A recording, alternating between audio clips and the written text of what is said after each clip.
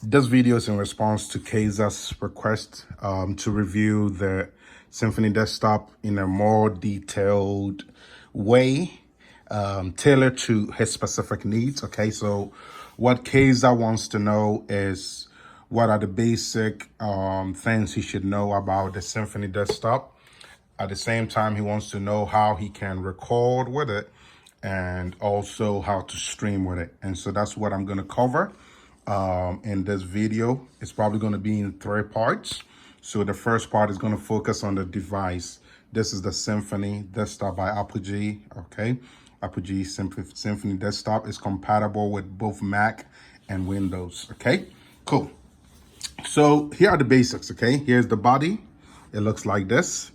Here is a screen. Okay, it's touch screen, meaning you can touch it to select things. Okay, here is a line level input, okay, for putting in a guitar, okay, or acoustic guitar or bass guitar or anything like that. Okay, here is a headphone jack for listening to your music on headphones. Okay, all right. Now at the back, you also have another headphone jack right here. Okay, right there. I don't know if you can see it, but right there. Okay, it's a smaller one. Okay, so you have that as well. What do I mean by that? Okay, look at this headphone right here. Okay, it's connected with an adapter. Okay, so basically this small part can fit, it will be able to fit the back. Okay, as you can see, it fits. Okay, it fits. Okay, but the front on the other hand is gonna basically, you need the adapter in order to use it. Okay, cool. So let me turn this back off. I'll come to this step. It turned on while I was moving the camera. All right, I'm trying to do it this way so it's just a bit more realistic for you to be able to get the direct video as is, uncut and edited. Okay, cool. So I'm gonna put that back here. All right, so let's talk about the back. So here are the things you should know about the back. Okay, so there are 2 XLR, let's just call it combo jacks. Okay, what combo jack means is it has this small little hole in the middle where you can stick something like this. Okay, something like this. Okay, inside. Okay, and it's gonna work as a line level input. Got it? And it also has the ability to use like a microphone XLR. Okay, you could also stick that in here and it's gonna work as an XLR. Okay, so it's called combo jack because of that reason. Okay, so you have 2 of those, 2 combo jacks, and then you also have in the front the line level input right here. Got it? All right, cool. So besides that, you also got your outputs. Okay, there are 2 outputs. Okay, not 4 outputs, 2. So if you're looking for something that you can use with 2 speakers, you can do that with this. Okay, if you need that, you're gonna have to use an extended mixer or an elbow gear to basically send the feed out to that and then use as many monitors as it allows. Okay, so we have these monitor mixers, mix amps and stuff like that.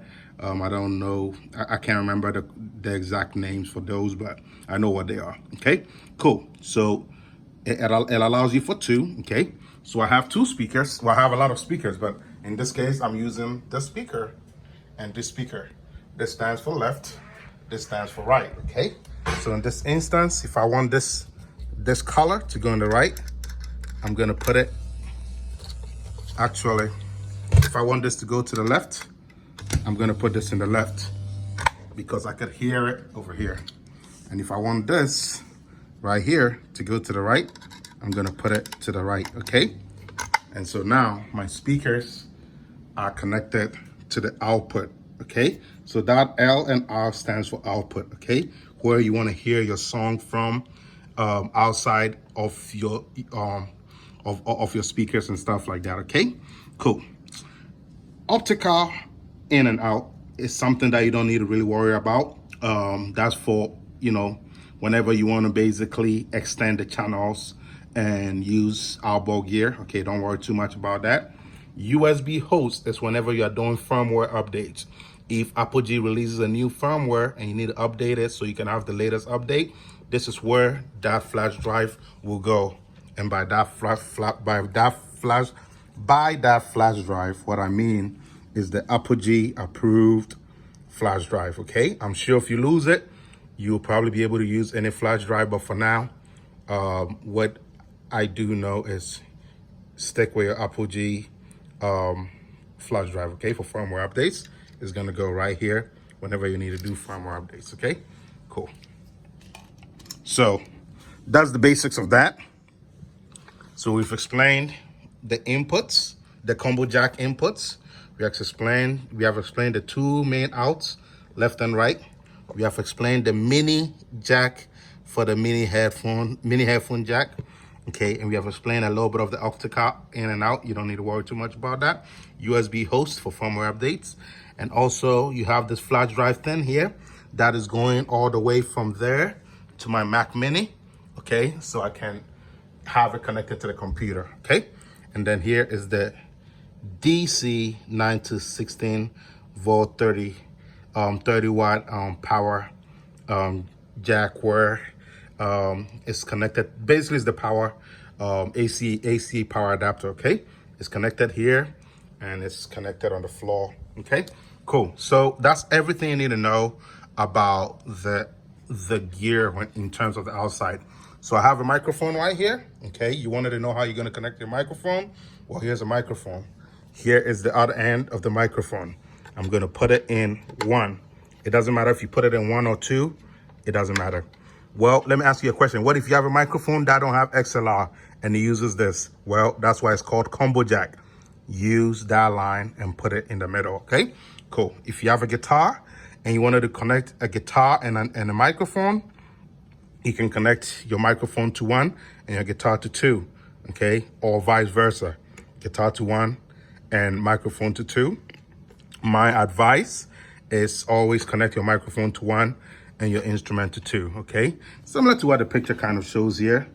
That kind of looks like mic and instrument. Anyways, it's irrelevant, but that's just my personal advice. It doesn't matter, okay? Cool. So that is that when it comes to this device, okay?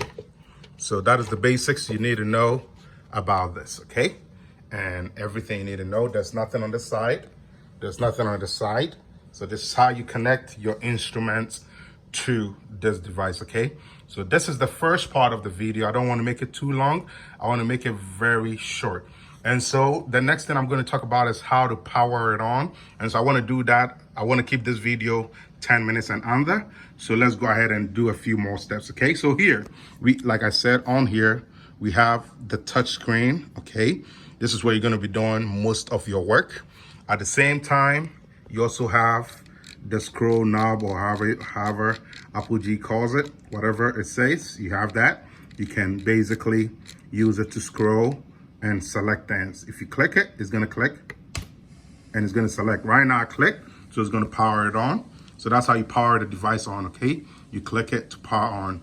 So that's why you just power it on just like that, okay? So anyways, when it's powering on, it looks like this. It gives you the Apogee logo, then it gives you a loading bar, okay? I'm sure if you ever need a firmware update in the future, it's gonna prompt you. Then you're gonna have to go to the Apogee website, download the file to the flash drive here and come and insert it at the back as I showed, okay? So this is how it looks like. It goes through that and it's gonna give you the main view. Cool. So you realize there's a sound that goes like whenever it's opening up or turning off. So that means if you don't want to hear it, do turn your speakers off before you turn this device off. Okay, so that way you don't blow out your speakers, but it shouldn't be a big deal. I don't think it's going to do anything to it. But if you want to, for safe practices, you might as well just do that, just like you would do at a gig, right? If you have a gig or an event, you always turn your speakers off before you turn the mixer off. Okay, cool. So this is what it looks like. Okay, and then also turning it off looks like this. You click, you're gonna hold it, okay, and it's gonna bring this menu. Then you're gonna click shut down. Then you're gonna click yes.